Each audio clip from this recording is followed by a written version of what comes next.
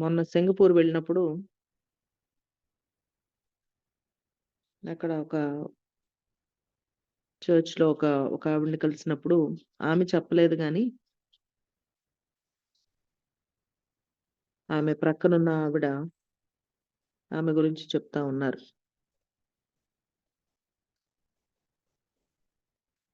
మీరు అయ్యగారు ట్రాన్స్‌లేషన్ చేసినప్పుడు చూసుంటారు. అయ్యగారికి ట్రాన్స్‌లేట్ చేసిన ఆయనోళ్ళ ఆవిడ. ఆమె వచ్చి మొన్న ఈ మధ్య నాకు కొంచెం బాలేదమ్మా హెల్త్ కొంచెం నా కోసం ప్రార్థన చేయండి అని చెప్తా ఉంది. ఈ లోపల ఇంకొక ఆవిడొచ్చి ఈవిడ గురించి చెప్తా ఉన్నారు.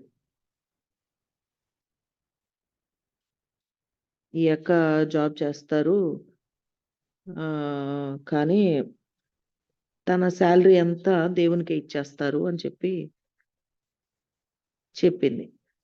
చెప్పి మళ్ళీ ఇంకో మాటేమందంటే, కనీసం ఆమె సాలరీలో డబ్బులు కనీసం కాఫీ గూడా తాగదు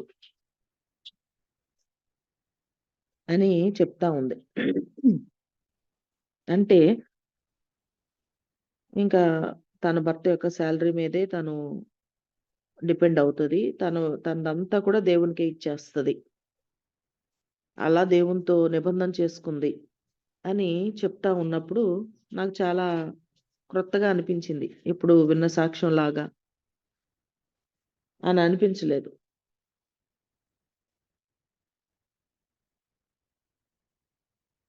సో, అంటే దేవుని కొరకు తను తన యొక్క సాలరీ మొత్తము రోజంతా తను కష్టపడి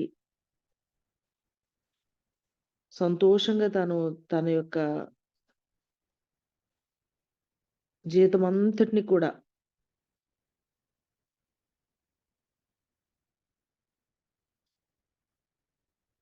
విధవరాలు 2 కాసులు చందా యేసినట్లు తను కలిగిందంతా కూడా తనకిచ్చినట్లుగా, తను సంపాదించేదంతా కూడా ప్రభువుకివ్వడానికి మరి తనకి ఇంకా నాకు టైం లేదు గానీ, నేను ఆమెతో మాట్లాడలేదు. ఎందుకలా నిర్ణయం తీసుకుంది? ఎందుకు? అని తనతో మాట్లాడి తెలుసుకోవాలనుకున్నాను యాక్చువల్‌గా. సో, తనకి ఎలా దేవుణ్ణి ప్రేమించింది? అలాంటి నిర్ణయం ఎలా తీసుకుందో కానీ నాకు చాలా ఆశ్చర్యం అనిపించింది. మనం దేవుడు మన కొరకు ఆయన చేసిన త్యాగము, మనం ఆయన కొరకు ఏమి చేస్తున్నాము అని ఆలోచించుకున్నప్పుడు, మనం ఆయన కొరకు చేసేది చాలా తక్కువగా కనబడతా ఉంది. కానీ ఆయన మన కొరకు చేసింది, ఆయన మన కొరకు ప్రాణం పెట్టి, ఒకసారి ఒకాయన త్రాగుడుకి బానిసైన ఒకాయనున్నాడు. ఆయన ఎంత త్రాగుడు మానాలన్నా మానట్లేదు. ఆహ్, ఆయనకి ఒక కూతురుంది. 18 సంవత్సరాలొచ్చిన వయస్సు కలిగిన కూతురుంది. ఆమె అంటే చాలా ఇష్టం ఆయనకి. ఎవరు చెప్పినా త్రాగుడు మానట్లేదు. కానీ చర్చ్‌కి మాత్రం వెళ్తా ఉండేవాడంట. ఒక రోజున పాస్టర్ గారు ఆమె కుమార్తె విషయం చెప్తా ఉన్నారంట. ఆహ్, "అయ్యా! మీ అమ్మాయినెవరన్నా కత్తితో పొడిసారనుకోండి, పొడిసి మళ్ళీ ఈ హత్య విషయం ఎవరికీ తెలియకుండా ఉండాలని చెప్పి, ఆ శవాన్ని ముక్కలు ముక్కలుగా నరికేశారనుకోండి. తర్వాత ఆ ముక్కల్ని మళ్ళా తీసుకొని పెట్రోల్ పోసి తగలబెట్టారనుకోండి" అని చెప్తా ఉంటంటే, తను ప్రేమించిన కూతురు గురించి అలా మాట్లాడుతంటే, అది చాలా కష్టంగా అనిపిస్తా ఉంది. కానీ ఆ పాస్టర్ గారు చక్కగా అవన్నీ చెప్పారంట. అవన్నీ ఆ ముక్కలు తీసుకొని పెట్రోల్ పోసి తగలబెట్టారనుకోండి అని అలా అవన్నీ ఎక్స్‌ప్లెయిన్ చేసి, తర్వాత ఆ హంతకుడితో మీరు స్నేహంగా ఉండగలరా? ప్రేమగా మాట్లాడగలరా? అన్నప్పుడు చాలా ఆ మాటని వినడానికి గాని, ఆ మాటని యాక్సెప్ట్ చేయడానికి గాని చాలా కష్టం అనిపిస్తది. అలాంటి వాళ్ళతో స్నేహంగా ఉండటమా? అలాంటి వాళ్ళతో మాట్లాడటమా? అని చెప్పి తనకి చాలా కష్టంగా అనిపిస్తా ఉంది. తర్వాత ఆయన చెప్పిన మాట ఏంటంటే, మరి యేసుప్రభుని సిలువ వేసింది. యేసుప్రభుని ఎవరు చంపారు? ఎవరు ఆయన్ని కొరడాలతో కొట్టారు? ఎవరు ఆయనకి మేకులు కొట్టారు? ఎవరు ఆయనకి బళ్ళెంతో పొడిచిందెవరు? మామూలుగా సిలువ వేయడం అనేది ఆహ్, అదొక శిక్ష. భయంకరమైన శిక్షలో ఇక ఫైనల్‌గా ఇంకంతకంటే ఘోరమైన శిక్ష లేదు అన్నట్లుగా అది సిలువ వేయడం. కానీ సిలువ వేయడం కూడా అందరూ వేయబడే సిలువలాగా కంటే యేసుప్రభు అందరిని మేకులతో ఏం కొట్టరు. జస్ట్ తాడులతో కడతారంట. కానీ యేసుప్రభుని మేకుల చేత కొట్టారు. అలాగే ఫిజికల్‌గా వాళ్ళ సిలువ వాళ్ళు మోసుకొని వెళ్ళండి కొండ మీదకి అని ఎవరు అనరు. కానీ ప్రభువుని ఆయన చేతే ఆయన సిలువను మోపించి ఆ సిలువ మీద మేకులు కొట్టి ఆహ్, కొరడాలు పెట్టి కొట్టరంట. సిలువ వేయడం అంటే కొరడాలు పెట్టి కొట్టరు. కానీ ఈయన కొరడాలు పెట్టి కొట్టి, దూషించి, హేళన చేసి, ఉమ్మివేసి ఎంత హ్యూమిలియేట్ చేసి, ఎంత నీచముగా ఆయన్ని ట్రీట్ చేసి, ఆయన్ని సిలువ వేశారు. ఎవరు ఆయన్ని సిలువ వేసింది?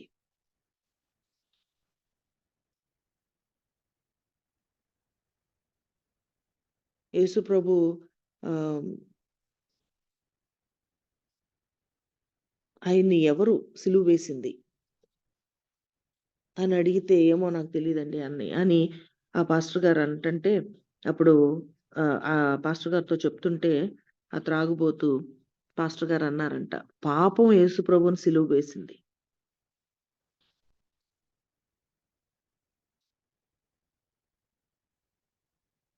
ఆ పాపము ఆహ్, మరి నువ్వు ఆ పాపంతో నువ్వెలా స్నేహం చేయగలుగుతున్నావు? దేవుని యొక్క వాక్యమేమో, "ఈ లోక స్నేహము దేవునితో వైరమని మీరెరుగరా? కాబట్టి ఎవడు ఈ లోకంతో స్నేహం చేస్తాడో, వాడు దేవునికి శత్రువు" అని దేవుని వాక్యం చెప్తా ఉంది. నువ్వు ఆ పాపంతోనే స్నేహం చేస్తున్నావా? ఆ పాపపు జీవితాన్నే జీవిస్తున్నావా? అని అన్నప్పుడు ఆయనకి చాలా లోతుగా విషయం అర్థం చేసుకొని, అప్పుడు వెంటనే పాస్టర్ గారి దగ్గర కన్నీరు విడుస్తూ చెప్పాడంట. "అయ్యా! నాకు చాలా అర్థమయ్యింది. ఇక నేను పాపంతో స్నేహం చేయను. ఈ రోజు నుండి త్రాగను" అని చెప్పి మరలా ఎన్నడూ ఆయన త్రాగలేదంట. ఒక విషయాన్ని తను అర్థం చేసుకున్నాడు. అవును, పాపమే కదా! యేసు ప్రభువుని సిలువ వేసింది. అలాంటి పాపంతో నేను స్నేహం చేస్తున్నానా? ఇంకొక ఆయన గూడా అంటాడు. తన ఇంకొక ఆయన ఎలా దీన్ని వివరించాడంటే, ఒక నాకొక తమ్ముడున్నాడు. ఆ తమ్ముడిని ఒక హంతకుడు తాగిన మైకంలో కత్తితో పొడిచాడు, చంపేశాడు. అక్కడికక్కడే నా తమ్ముడు చనిపోయాడు. కానీ నేను ఆ హంతకుడితో స్నేహంగా ఉంటే, ఆ హంతకుడితో నేను చెట్టాపట్టాలేసుకొని తిరుగుతా ఉంటే, ఆ హంతకుడితో నాకు సంబంధం ఉందనుకుంటారు కదా! అట్లాగే పాపమనేది యేసు ప్రభువుని హత్య చేసింది. ఆ పాపంతో మనం స్నేహంగా ఉంటంటే, ఆ పాపంతో సన్నిహితంగా ఉంటంటే, ఆ పాపము అనేది యేసు ప్రభు యేసు ప్రభువుని చంపింది. కానీ అలాంటి పాపాన్ని మనం ప్రేమించగలుగుతున్నామా? ఎలా ప్రేమించగలుగుతున్నాము? ఎలా ప్రేమించగలుగుతున్నాము? అని అలాగా దాన్ని అర్థం చేయడానికి ప్రయత్నం చేసినప్పుడు పాస్టర్ గారు అది చాలా అర్థం చేసుకున్నారు. మనము దేవుడిని వెంబడిస్తున్నాము. దేవుని యందు విశ్వాసం ఉంచుతున్నాము. ఆయన్ని ప్రేమిస్తున్నాము అని చెప్తున్నాం. మనం దేవుణ్ణి ప్రేమిస్తున్నాం అంటున్నాం. ఇంకా దేవుణ్ణి ఎరిగిన వారు అనేక విధాలుగా దేవుని యొక్క పరిచర్య చేస్తున్న వారుగా ఉన్నాం. లేకపోతే ఆ సింగపూర్‌లో ఉన్న తల్లి చూస్తే దేవుని కొరకు తన యొక్క తన తన యొక్క జీవనమంతా కూడా దేవుని కొరకు ఇస్తా ఉంది. ఇలాంటి వారిని మనం చూస్తా ఉన్నాము. ఇంకా దేవుని కొరకు హతసాక్షులైన వారిని మనం చూస్తా ఉన్నాము. దేవుని కొరకు సమస్తాన్ని విడిచి, దేశాల్ని విడిచి మిషనరీస్‌గా మన దేశం వచ్చి మన కొరకు ప్రాణాలు పెడుతూ, మన కొరకు అనేకమైన దేవుని ప్రేమను తెలియచేయడానికి మిషనరీస్ ఎన్నో చేస్తా ఉన్నారు. మనం కూడా దేవుని ఎరిగిన వారమే. దేవుని నామాన్ని ప్రకటిస్తున్నామా? దేవునికి నమ్మకంగా ఉంటున్నామా? లేకపోతే దేవుణ్ణి హత్య చేసిన ఆ పాపముతోనే స్నేహం చేస్తున్నామా? నిజంగా ఎంత క్రూరంగా ఉంటదంటే ఆ యొక్క త్రాగుబోతుకి ఆ పాస్టర్ గారు చెప్పిన మాటలనే మనం ఒక్కసారి ఆలోచన చేస్తే, తన సొంత కుమార్తెను చంపేసేసి, ముక్కలు ముక్కలుగా నరికేసేసి, పెట్రోల్ పోసి తగలబెట్టేసిన వ్యక్తితో ఆయన స్నేహంగా ఉండగలగటం అనేది అది ఎంత కష్టమో. అలా ఉంటే చూసిన వాళ్ళు కూడా చాలా ఆహ్, ఎవరు మెచ్చుకోరు.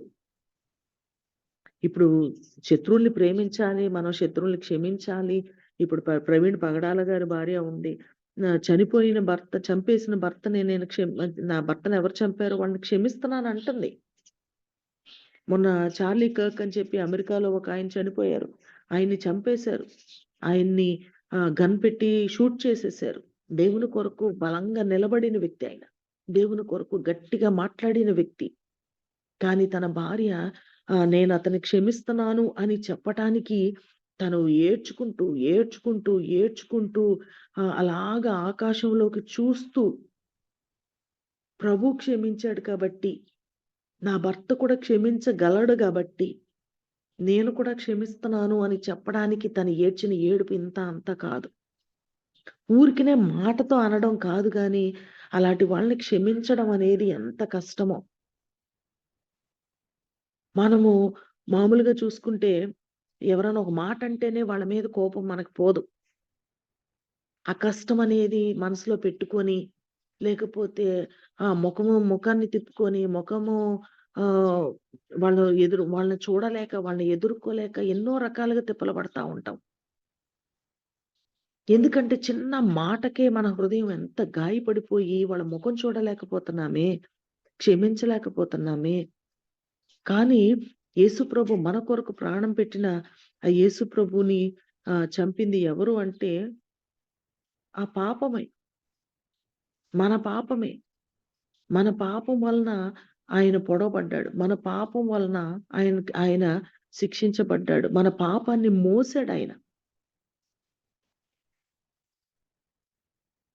మరి మనం ఆ పాపముతో మనం ఎలా స్నేహంగా ఉండగలం? ఆ త్రాగుబోతైన తండ్రి దాన్ని ఎంతగా అర్థం చేసుకున్నాడో వెంటనే దాన్ని మానేయగలిగాడు. దేవుని యొక్క త్యాగాన్ని మనం ధ్యానిస్తున్నామా? దేవుని యొక్క త్యాగాన్ని మనం అర్థం చేసుకుంటున్నామా? ఆయన పడిన శ్రమను అరే! పరలోకములో ఉండవలసిన ఆయన, దేవునితో ఉండవలసిన ఆయన, తండ్రితో ఉండవలసిన ఆయన, అలాంటి పరలోకాన్ని విడిచి ఈ లోకానికి వచ్చి ఎంత ప్రేమిస్తే, ఎంత ప్రేమిస్తే ఆయన కంఫర్ట్‌ని విడిచి ఎవరైనా ఉన్న స్థితి కంటే ఇంకా ఎక్కువగా పైకి వెళ్ళాలని అనుకుంటారు కానీ, హీనముగా దిగజార్చుకునేవారుగా ఉండరు. కానీ ఎంత మనల్ని ప్రేమించారు అంటే, ఆయన మన కొరకు ప్రాణం పెట్టడానికి కూడా. ఎందుకు అంటే కేవలం మనము మేలు పొందుకోవాలని, మనల్ని రక్షించాలి అని, మనల్ని ఆ పాపము నుంచి విడిపించాలని.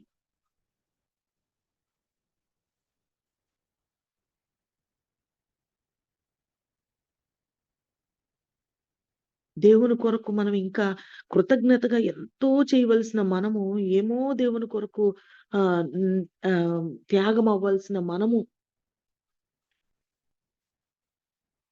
దేవుని పని చేయడానికి మనం ప్రోత్సహించబడవలసిన మనము, ఇంకా దేవుని యొక్క సువార్తను ఆహ్, ఇతరులకి ఇతరులకి ప్రకటించి అనేక విధాలుగా మనం మనల్ని ప్రేమించిన దానికి కృతజ్ఞతగా మనం ఎన్నో చేయవలసినవున్నాయి.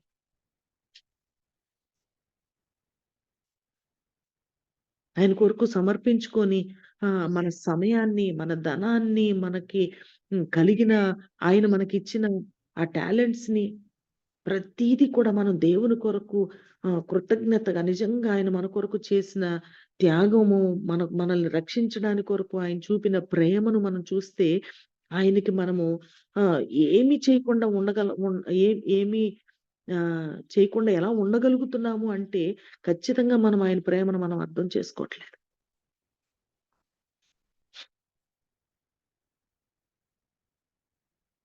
ఆయన చేసిన త్యాగాన్ని కూడా ఈజీగా తీసి పారేస్తున్నామంటే ఎలాంటి మూర్ఖంగా మనమున్నాము.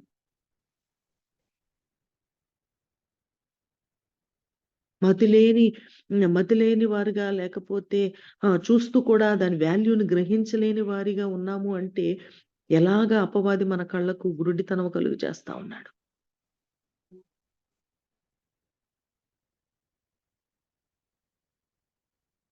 లోకముతో స్నేహము, పాపముతో స్నేహము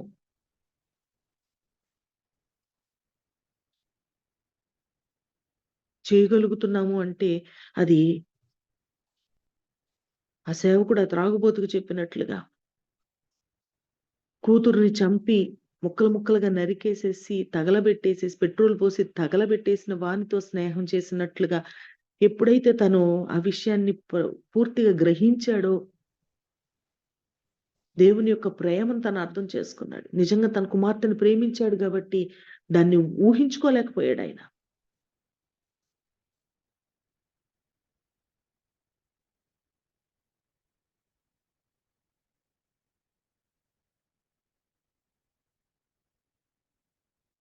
ఆయన మన కొరకు చేసిన త్యాగానికి, ఆయన మన కొరకు పడిన ఆ సిలువలో ముళ్ళ కిరీటం పెట్టరు మామూలుగా. కానీ యేసుప్రభుకు ఆ ముళ్ళ కిరీటం పెట్టారు. ఆ సిలువలో కూడా ఘోరమైన మరణమైన మన కొరకు మరణించారు. మన పాపమే ఆయన్ని అలాగ కొట్టింది. మన పాపమే ఆయన్ని బల్లెముతో పొడిచింది. మన పాపమే ఆయనకు ముళ్ళ కిరీటం పెట్టింది. మన పాపమే ఆయనకు మేకులు కొట్టబడింది.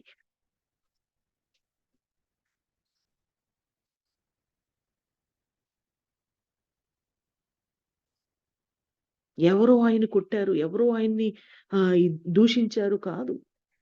మనం చేసిన ప్రతి పాపము. నిజంగా ఆ విషయాన్ని మనం గ్రహించుకుంటే మనం మరలా పాపం చేయగలమా? చేయగలుగుతున్నాము అంటే మరలా మరలా బలహీనులమవుతున్నాము అంటే, మరలా మరలా మనము తప్పిపోతున్నాము అంటే దేవుని ప్రేమను మనం ధ్యానించట్లేదు.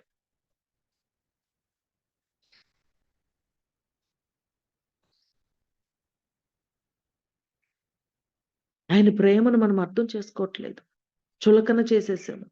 అంత త్యాగాన్ని చులకన చేసేస్తే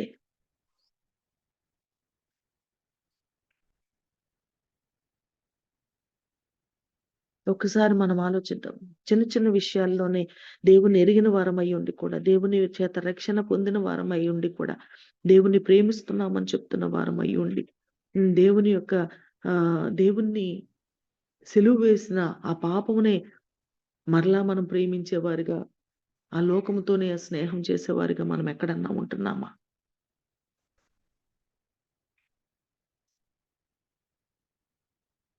ఇంకా దేవుని కొరకు బలముగా మనం నిలబడి,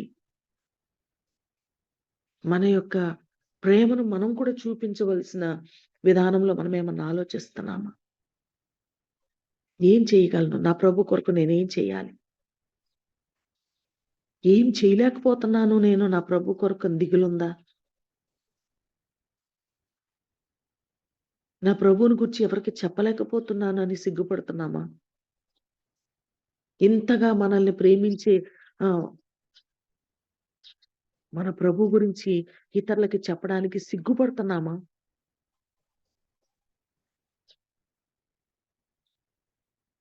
బబ్బు వెళ్ళిపోతంటే ఎయిర్‌పోర్ట్‌లో డ్రాప్ చేయడానికి వెళ్ళినప్పుడు ఇంకొక అమ్మాయి గూడా వచ్చింది. వాళ్ళ పేరెంట్స్ కూడా వచ్చారు. వాళ్ళ ఫాదర్ ఉన్నారు. ఆహ్, నమస్కారం అండి అని చెప్పి జస్ట్ అట్లా పరిచయంగా ఒక మాట మాట్లాడుతంటే అందరూ అక్కడ ఒకరినొకరు పలకరించుకొని నమస్కారం అని చెప్పుకునే లోపు అయిపోయిందో లేదో వెంటనే ఆయన అలా చూస్తూ ఒక మాట అన్నాడు. "అమ్మా మా టెంపుల్‌కి రండి మీరొకసారి. మా టెంపుల్‌ని విజిట్ చేయండమ్మా." ఫస్ట్ మాట నమస్తే తర్వాత ఫస్ట్ మాట ఆయన మాట్లాడిన మాట, "అమ్మా మా టెంపుల్‌ని ఒకసారి విజిట్ చేయండమ్మా. మీరు రావాలి తప్పకుండా మా టెంపుల్‌ని విజిట్ చేయాలి." వెంటనే వాళ్ళ పాప అంటుంది "పాప ఆగు వాళ్ళు క్రిస్టియన్స్ వాళ్ళు ప్రార్థన చేసుకుంటారు. ఆగు" అంటంటే ఆయన ఒక్కసారి వెంటనే ఆపింది ఆమె. అప్పుడు నేనన్నాను, "పర్వాలేదు మేమొస్తామండి ఒకసారి మీ ఇంటికొస్తాము." అని చెప్పి నేను ఒక మాట అన్నాను. అరే! వెంటనే ఆయన కట్టించిన గుడి, ఆయనకున్న భక్తి, శ్రద్ధ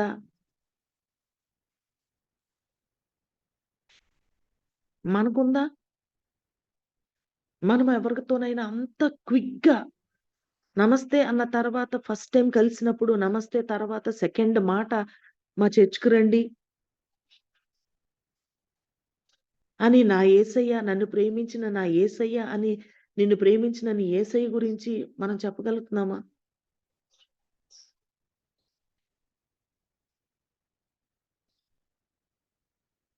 పరిచయం ఉండి ఎన్ని సంవత్సరాలయిపోయినా నీ ప్రభు గురించి, నిన్ను ప్రేమించిన నీ యేసయ్య గురించి చెప్పగలుగుతున్నామా?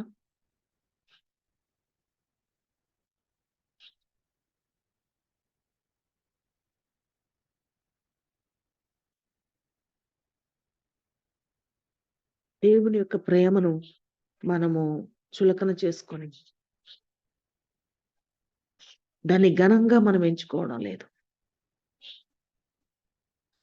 దాన్ని పర్సనల్‌గా తీసుకోవట్లేదు. ఆ ప్రేమను మనము ధ్యానించట్లేదు.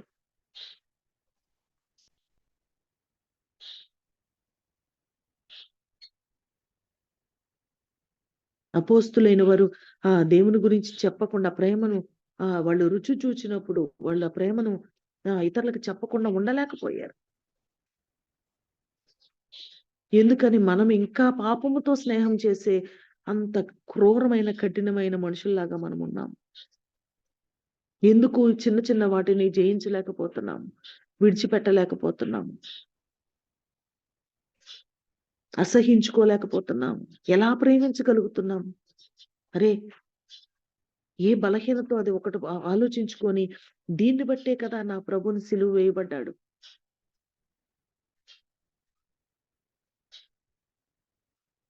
దాంతో నేనెలా స్నేహం చేయగలుగుతున్నాను?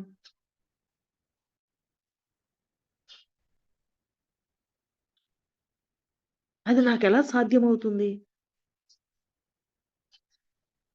అని ఒక్కసారి మనము మన బలహీనతను ముందు పెట్టుకొని ఆలోచించుకుందాం. అరే! ఒక త్రాగడం అనేది మానడం చాలా కష్టం. కానీ ఎప్పుడైతే తను దేవుని యొక్క ప్రేమను అర్థం చేసుకున్నాడో, దేనినైనా విడిచిపెట్టగలిగాడు కదా! త్రాగుడుని సైతం విడిచిపెట్టి మరలా ఎన్నడూ తాగలేదు కదా! దేవుని దేవుని యొక్క ప్రేమను అర్థం చేసుకొని మనము విడిచిపెట్టవలసిన వాటిని విడిచిపెడదామా?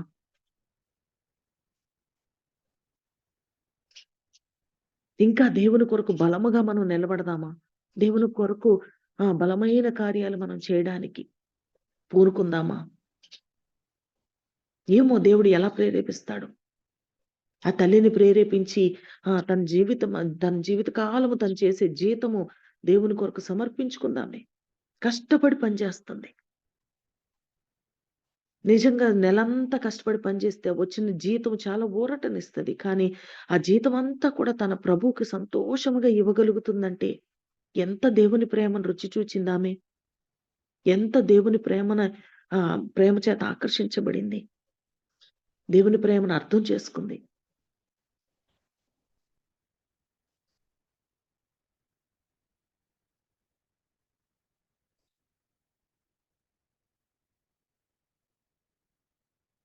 ఆలోచించుకుందాం మనం కూడా.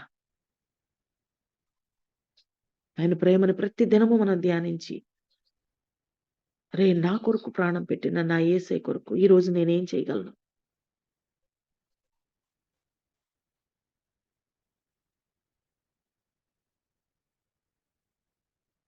నా కొరకు ప్రాణం పెట్టిన లేకపోతే నా పాపములను బట్టి సిలువ వేయబడిన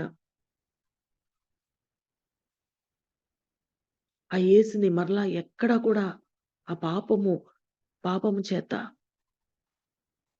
ఏ చిన్న విషయం చేత కూడా నేను గాయపరచకూడదు.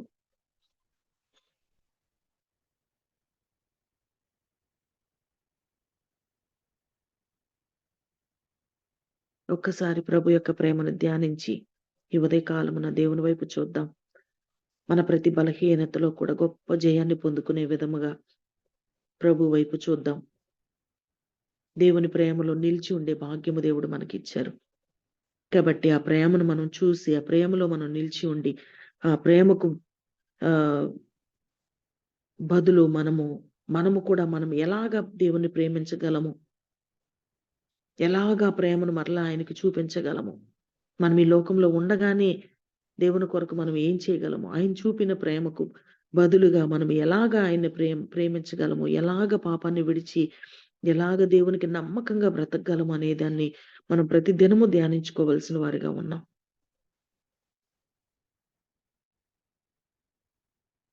ఈ ఉదయకాలం కొంచెం సేపు దేవుని సన్నిధిలో దేవుని యొక్క ప్రేమను జ్ఞాపకం చేసుకుంటూ చిన్న ప్రార్థన చేద్దామా? క్లుప్తంగా మనం అర్థం చేసుకొని ఒక చిన్న మాటతోనే ప్రార్థన చేయండి. విజ్ఞాపన ప్రార్థన, వాక్యం విన్న తర్వాత విజ్ఞాపన ప్రార్థన కాదు. ముందు చేస్తా ఉన్నారు. ఆ వాక్యం విన్న తర్వాత వాక్యం మీతో మాట్లాడిన మాట మాత్రమే మీరు గ్రహించుకున్న విధానము మాత్రమే తప్ప వేరే ప్రార్థన కాదు. మిగిలిన ప్రార్థనలన్నీ కాదు. అలా అవకాశం వేరే వాళ్ళకి కూడా ఇచ్చి ప్రతి ఒక్కరి గ్రహింపును కూడా వాళ్ళు ప్రార్థన చేస్తున్నప్పుడు ఆ ప్రార్థనలో వారికొచ్చిన గ్రహింపు ఇతరులకొచ్చే అవకాశం ఉంటది. కాబట్టి ఆ గ్రహింపుతో కూడిన చిన్న ప్రార్థన మాత్రమే చేయండి. ఆ అవకాశాన్ని క్రొత్త వారికివ్వండి. ప్రార్థన చేసుకుందాం.